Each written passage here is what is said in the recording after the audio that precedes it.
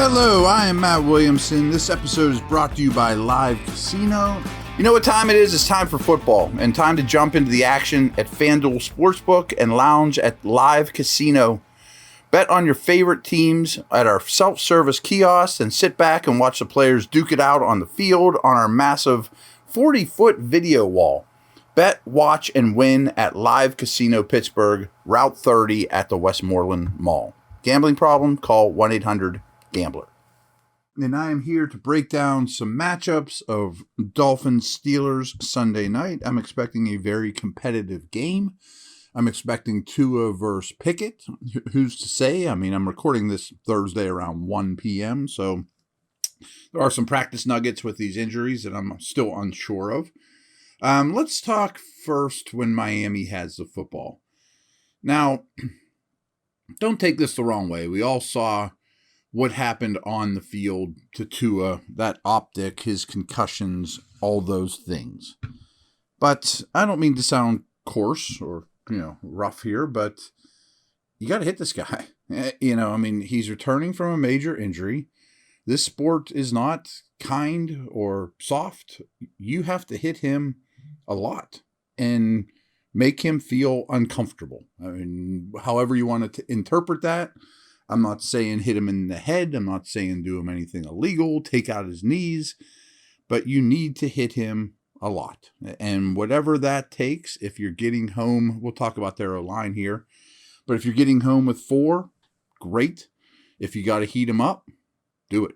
I mean, I think you have to hit this guy a lot. That is a huge key to me. And please don't take that the wrong way. I'm not trying to end this guy's career. I'm not trying to send him off on a stretcher or have a similar instance to what happened and everyone else saw. I just think that that's the nature of the sport. Making quarterbacks uncomfortable, and it's probably the best word, is important to winning football games. And you're here to win a football game. So there you have it. I also think, sort of like we talked about with Tampa, that every time Miami runs the ball, give or take, it's a good thing. That I really don't want Waddle and Tyreek to abuse you. I think that maybe in nickel situations you play dime, in base situations you play nickel, have some lighter personnel out there so the Tua comes to the line and says, we can bully them. We got the bigger personnel here. I'm going to hand the football off.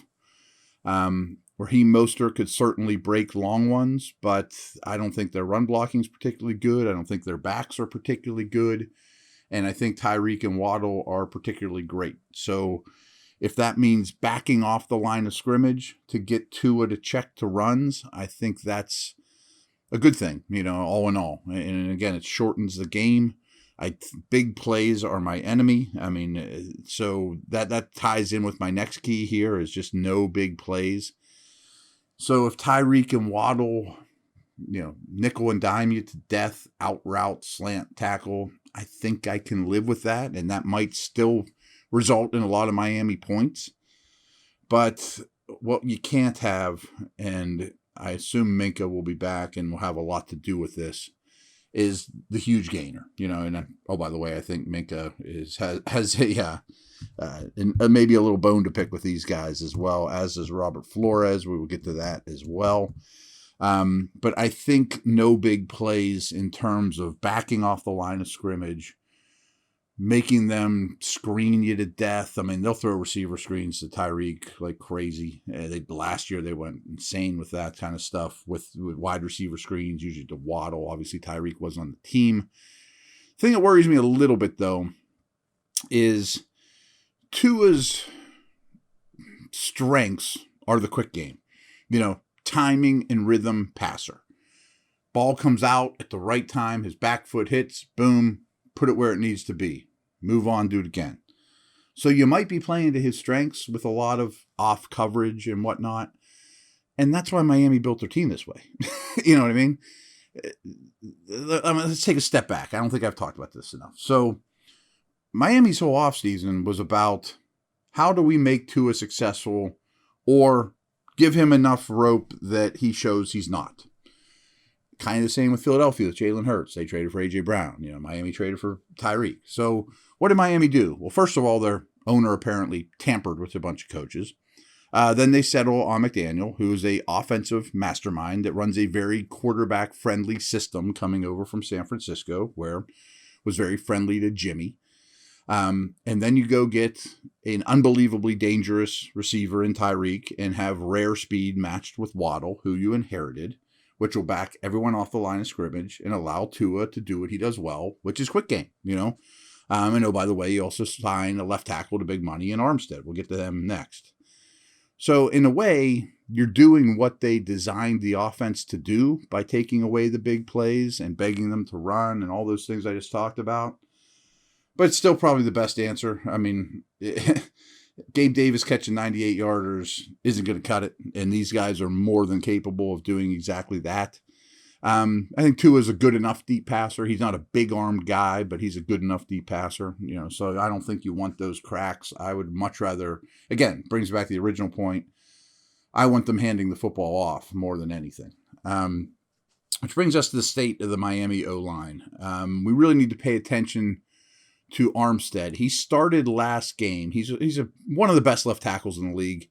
Durability's been a problem with him throughout his career, and as he ages, it seems like it's more of a problem. They may regret putting as much money into Armstead as they did for that reason, but not for his play.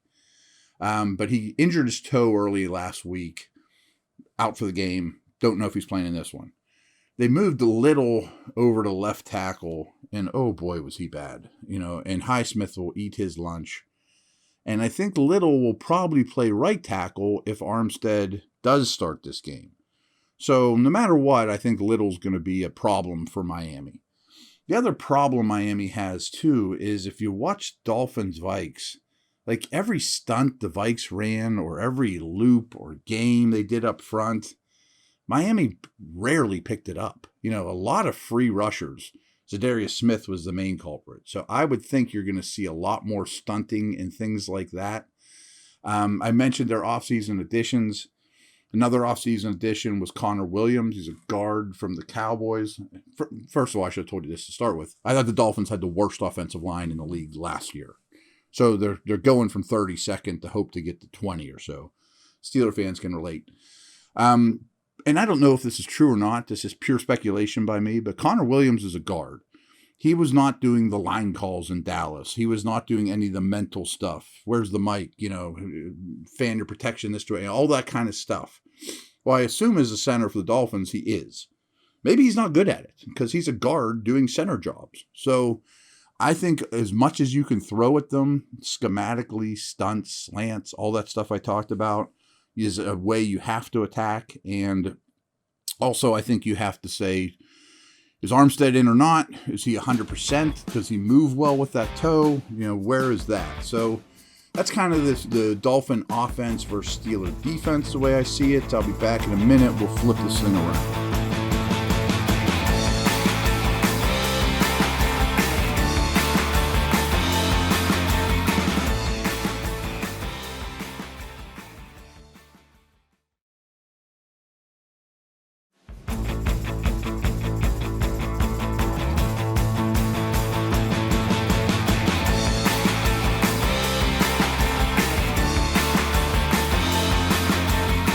All right, I assume Kenny's going to get the start.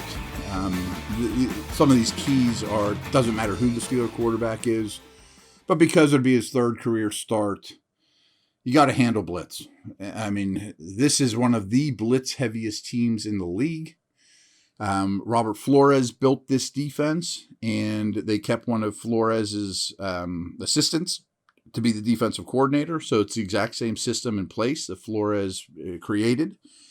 They have huge money invested in Jones, who's been out all year, and Howard, who's a shell of himself with an injury at corner. And they used a first-round pick a couple years ago on Agabagani. I always butcher the heck out of his name, and he hasn't been good. But why I say that is because they are built on defense to play a lot of man coverage, leave corners on islands, or single high safety, and blitz. They don't have an elite pass rusher. As I told you guys yesterday, their sacks are spread out because they're blitz heavy. Safeties get sacks, linebackers get sacks. And a heavy blitz package against a rookie quarterback is concerning. I'm very fond of Pickett from a mental standpoint. I hate the term NFL ready because nobody's NFL ready, but he's a quick processor. That's just a big coaching point, watching point to me, scouting point is how does Pickett handle blitz? And Mitch as well, but it's more concerning with Pickett because he hasn't done it. And I think Pickett's going to play. But it's a key to this game because he's going to see a lot of blitz, no matter what. I mean, no matter how this game goes. It's just what Miami does.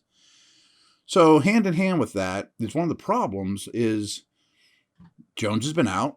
Howard, I think, is playing hurt, but he's certainly playing bad. He's been one of the best corners in the league the last 5 years, but people are picking on him like crazy. Week 1, nobody threw at Howard, Xavier Howard. Since then, they've been attacking him relentlessly, and he's been allowing big plays. So I think this has to be a big wide receiver game. If you're getting one-on-ones with Deontay and Pickens particularly, but also Claypool, you got to take them. You got to attack these corners because that should be the strength of the defense, and it's a lackluster group at best right now. So be aggressive, attack the one-on-ones because you're going to get a lot of them, and I think a lot of the one-on-ones right now favor the Steelers receivers. They're just a better unit than the Dolphins corners. A couple of things here that are not as much X's and O's and, the matchups, but a huge key, if this was a Dolphins podcast, is got to get these things corrected. Hidden yardage. Boy, oh boy, is Miami bad right now in hidden yardage stuff. Like if you look at all the stats last week against the Vikings, yards per play, yards created, all that stuff, you'd think Miami won that game by 2 touchdowns. They lost. Because of hidden yardage. And what do I mean by hidden yardage? Start with special teams. I don't watch special teams tape. There's only so many hours in a day. I go to Football Outsiders. I look at their DVOA special teams. Miami's 32nd in the league. Worst. Their field goal kicker has missed 3 already, especially I think they're all from 50 or out. He's missed an extra point. They've allowed a touchdown return to the Ravens. They're bad in all 4 phases thus far in special teams. Their punt team's bad. Their punt return team's bad. They're playing Holland, Waddle, and Hill as punt returners just to generate something there, and none of those guys are doing well. Their kickoff team's bad. Their kick coverage team's bad. You have to dominate the special teams phase in this game. Penalties have killed this team, too. I mean, they have 199 penalties.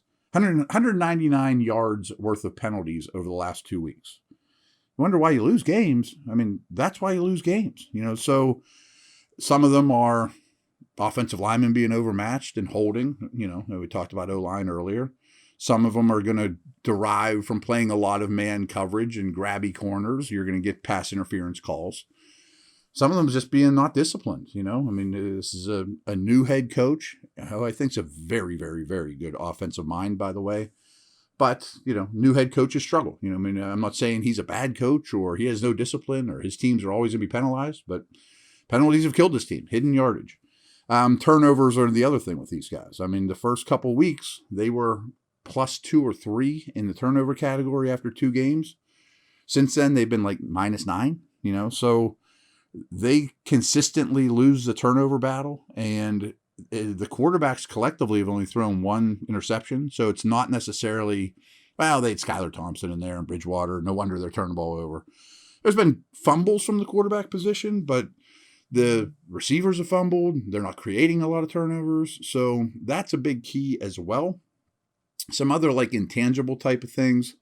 Again, I'm not ripping on their head coach. I think he's going to be very good. But there's something to be said for playing on primetime, standalone game prep's a little different, pregame meals. What do you do all day? Yeah, it's just new. Tomlin's done this a million times. Their guy hasn't, So I think there's something to be said for that, as well as Tomlin's record in primetime is really good, and I don't think that's an accident. Some of it's been related, of course. But the primetime thing is real. It's standalone games. Everyone in the world's watching.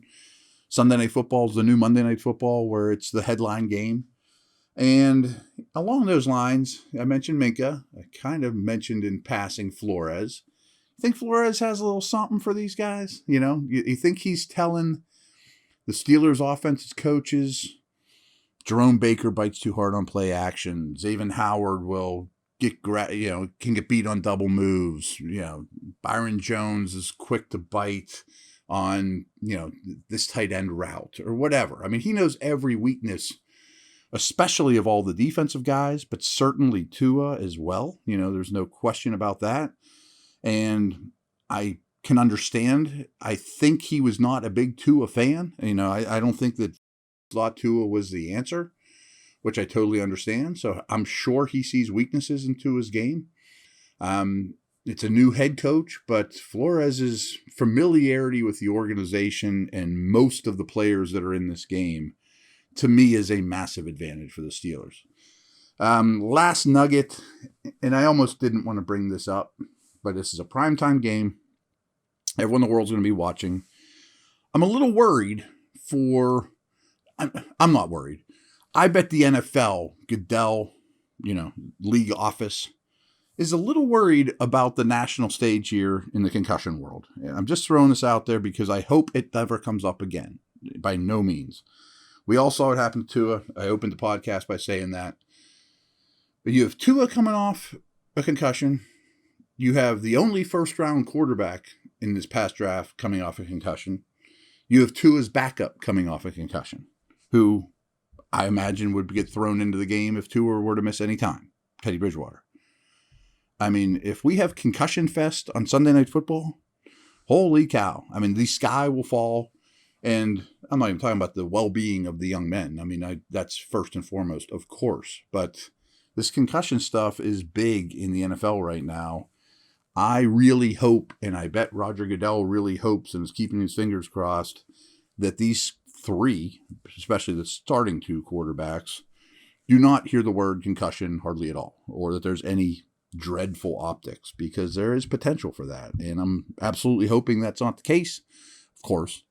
But I wanted to throw that out there because I think it will be either an underlying or overlying story. I mean, how does it not? Did the Steelers rush Pickett back too much? Should Tua never play again? All these people in the media that think they know better, or they just look at the optics and the results. If a doctor clears you, you go play football. That's why they're doctors. I didn't go to med school. I don't know when a concussion patient should or should not go on the field. And I'm not going to ever pretend to know. Okay, that's my takes. That's my last podcast for the week. Because they play Sunday night, I'll probably record the next one Monday morning. We'll see how that happens. But just thought of that now. Over and out. We'll see you. Bye.